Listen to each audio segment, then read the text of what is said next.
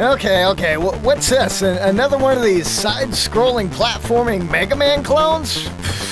What have I played like 1,000 of these already. Oh no, what happened to this guy? What the heck? Howdy folks, and welcome to Bin Farm Gaming. And this is our review of The Mighty Aphid. I'd like to thank the publisher for providing me a review copy of the game prior to its release. Developed by Cascadia Games and published by those rascals over at Chilidogint Interactive. The game was originally released on June 25th for the Xbox consoles for the asking price of $4.99. Alright. Yeah! Alright, The Mighty Aphid! Let's see what you got. This week's title brings us all the way back to the realm of 8-bit side-scroll shooters, which seem to scream indie game, which this is, so I guess it's a new point for me to spotlight the fact, right? The game originally released on itch.io. Last year, it found its way onto the iTunes store, so I'd say it's quite an achievement for Cascadia to see their game release onto modern consoles. There is a storyline here as you're put into the boots of our hero whose aging parents are dying and his big sister is on the moon. Why is she on the moon? Who cares? She's just on the moon, alright? What does matter is there's a real crisis in your village and it's up to you to save the day! The game puts you in control of your hero, Aphid Kevor. It really rolls off the tongue now, doesn't it? Smart guy. Yeah, whatever, but you must stop the villainous ladybug from wrecking the old town of Victoria with her horde of monsters. Although this storyline already feels washed out and routine, the game does redeem itself with the inclusion of some Easter eggs, which I never seem to find, quotes and references from platforming games of the past. Now that's what I'm talking about. You'll have to run, shoot, swim, and fly through huge levels. Define huge. It's huge. And fight end-level bosses. The game earns an extra bean for the inclusion of the ability to earn upgrades as you defeat each level and power up your character to finally be able to stand face-to-face with the almighty powerful Ladybug.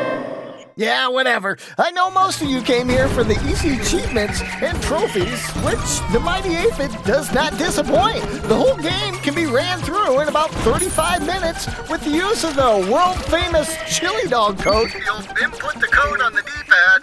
Up, up, down, down, up, right, left, right, and X! If you've successfully entered the code, you'll be given this God Mode option. Toggle it on and the game's yours, baby! Although the game is not brutally difficult, the God Mode option is a nice feature for those hitting a specific roadblock or boss battle that you just cannot overcome. You can always toggle it off again to return to normal, but come on, let's be honest here. Who's gonna really do that? Sometimes I like to use a standard socket on a metric unit nut, just because I like the challenge of it. Thanks, Chili Dog. The whole game plays as a generic Mega Man style platformer in which you must play through 6 levels, defeating each of the 6 level bosses. And don't forget to save all the annoying civilians on each level who seem too lazy to save themselves from the onslaught of killer bugs. The Casio keyboard soundtrack seems to be stuck on a loop and repeated the sound of your blaster will soon drive your roommate or wife or girlfriend into the arms of another. Oh, my hero. Nice!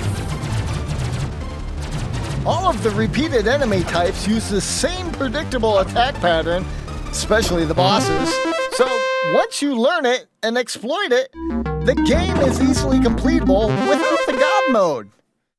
The platforming worked well, and although the game may be comparable to early Mega Man titles, the newer Mighty 9 games kinda leave Aphid in the dust. For a budget indie title, this might work, but if you try to hang a $20 price tag on this sucker, you have a better chance of following the south end of a northbound skunk.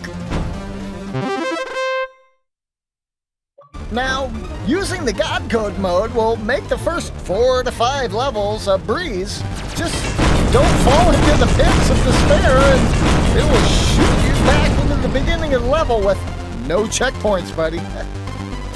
Even with this hurdle, the game is easily a sub 1 hour completion and leaves the farm with 2.5 beans out of 5. Well, that wraps up this review.